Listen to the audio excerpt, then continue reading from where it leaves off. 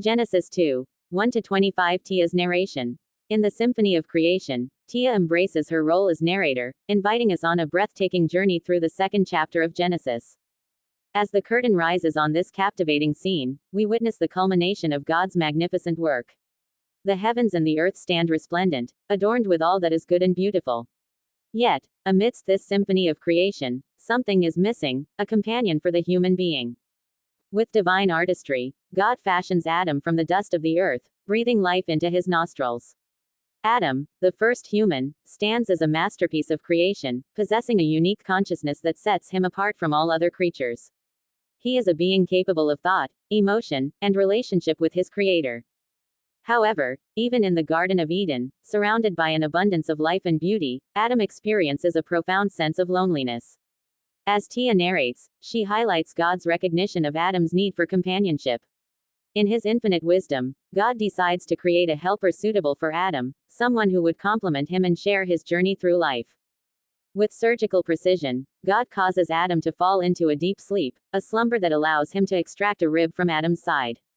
From this rib, God fashions Eve, the first woman. Eve, akin to a mirror reflecting Adam's essence, possesses a unique and complementary nature. She is a being of grace, tenderness, and intuition, a perfect match for Adam. As Teya continues her narration, she emphasizes the unity and harmony between Adam and Eve. United in body and spirit, they are as one flesh, a symbol of the profound bond of love and companionship that God intended for marriage. In this sacred union, Adam and Eve find not only companionship but also a sense of purpose and stewardship. God entrusts them with the responsibility of cultivating and caring for the Garden of Eden, a symbol of their role as co-creators alongside their Creator. They are to exercise dominion over the earth and its creatures, a task that requires both wisdom and compassion. Teya's narration reminds us that the Garden of Eden is a place of abundance and delight. It is a paradise where Adam and Eve have direct communion with God, walking with Him in the cool of the evening breeze. They bask in the glory of His presence, enjoying a relationship unsullied by sin or shame. However, Teya also highlights the presence of a cunning and deceptive serpent in the garden. This serpent, representing the forces of evil, seeks to undermine the harmonious relationship between God and humanity. Through a series of lies and half-truths, the serpent tempts Eve to disobey God's command.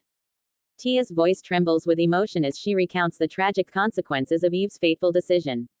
Adam, swayed by Eve's words and his love for her, joins her in partaking of the forbidden fruit. Their transgression marks a pivotal moment in human history.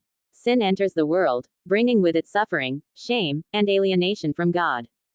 As Teya concludes her narration of Genesis 2, she leaves us pondering the profound impact of sin on humanity.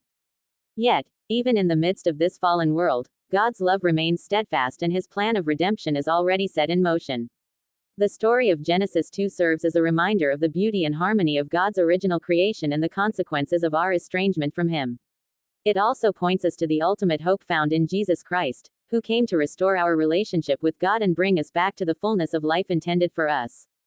Teya's exploration of Genesis 2 with a call to return to God, to seek His forgiveness and restoration. She emphasizes that, just as God walked with Adam and Eve in the garden, He longs to walk with us today, guiding us through the complexities of life and leading us into His perfect will. In the tapestry of Genesis 2, we find a reflection of our own lives, with its joys and sorrows, its temptations and triumphs. May this chapter inspire us to cherish our relationship with God, to resist temptation, and to embrace His forgiveness and grace. As we walk with God, we can experience the fullness of life that He intended for us from the beginning.